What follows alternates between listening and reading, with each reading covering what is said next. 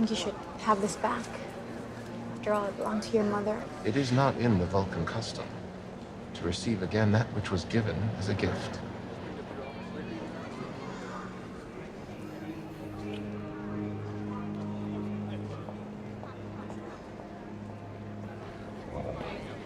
You guys break up? What'd you do? A typically reductive inquiry, Doctor.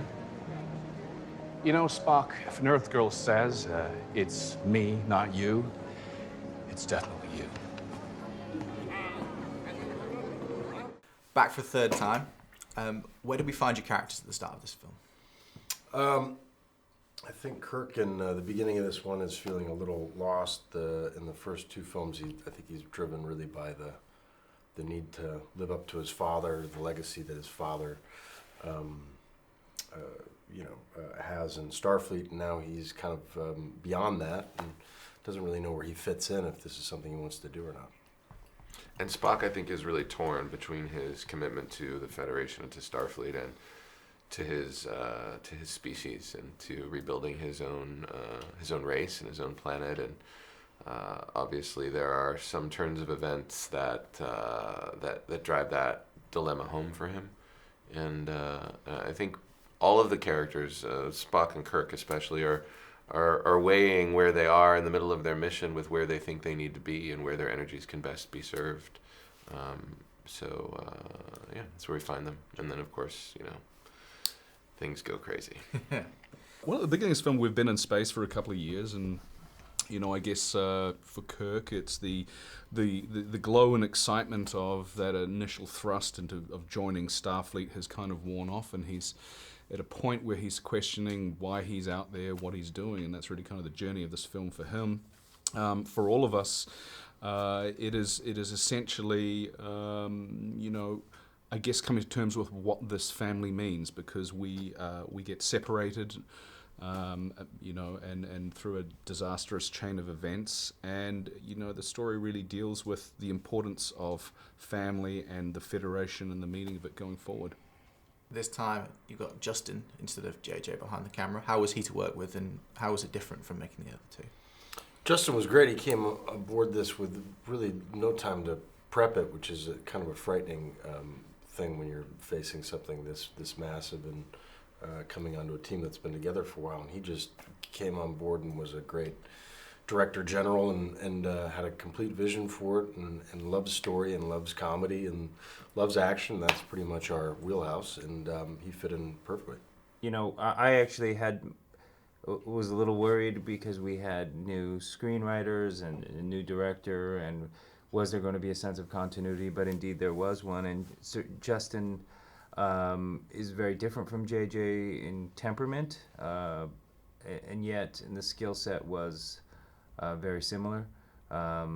Plus Justin, is a fan of Star Trek, came in with that history, and then he brought this sense of, movement and action and kineticism that was unbelievable to watch. I mean, we saw it for the first time a few days ago in Sydney, and it was a revelation to see how, because it's a complicated narrative, but everything was rolling, and it was very exciting for us.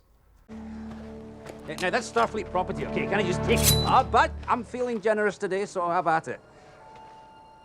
Where you get that? It's my Starfleet insignia. What does it mean? Means that I'm an officer of Starfleet, it's, engineering division. Engineering? Aye, that's right. I fix things. I know what is engineering. You're no with those bastards that killed my ship, are you?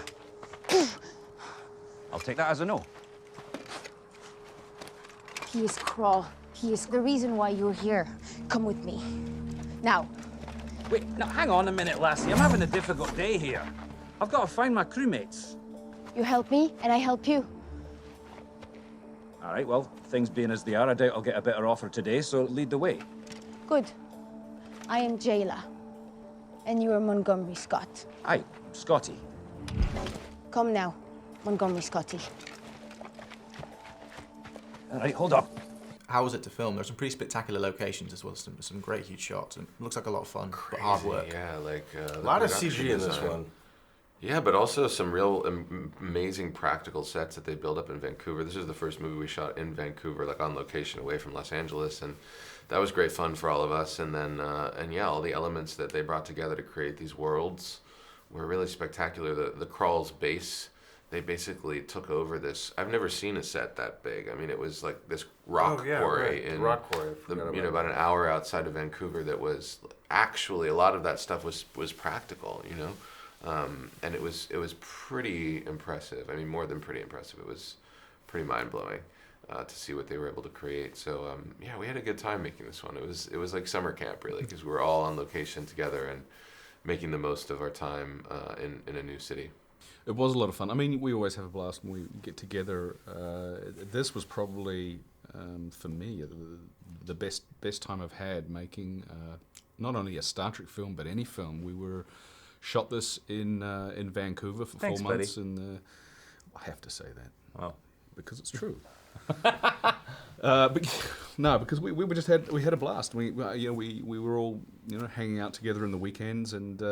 We shot the first two in Los Angeles, and most of us were living there, and people went home to their lives after the day was over and on the weekends. But this one was we shot on location for the first time in Vancouver and Dubai, and so that's why we ended up hanging out. Not necessarily by choice, but by the fact that we didn't know anything else. So. It's fun. Then you're both up against Idris Elba's Karl in this film. I mean, how was it seeing him bring that to life? Because it looks nothing like him. Chris was more up against him than I. I didn't really work too much with Idris, sadly, but it was great to have him around.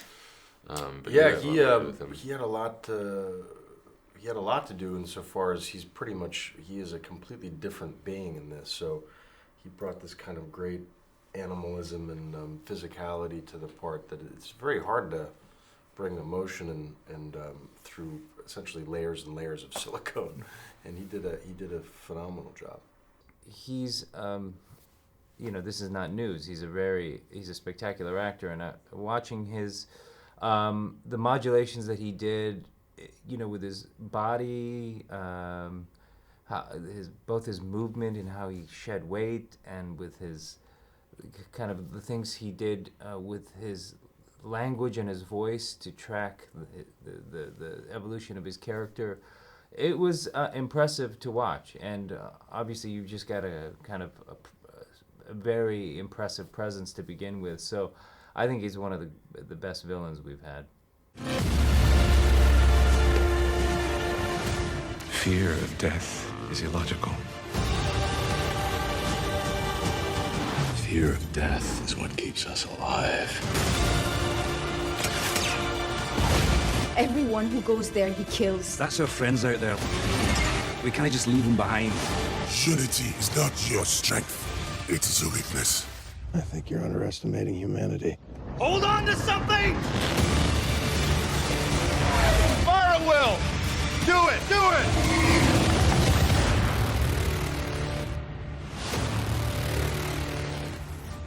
Pardon me.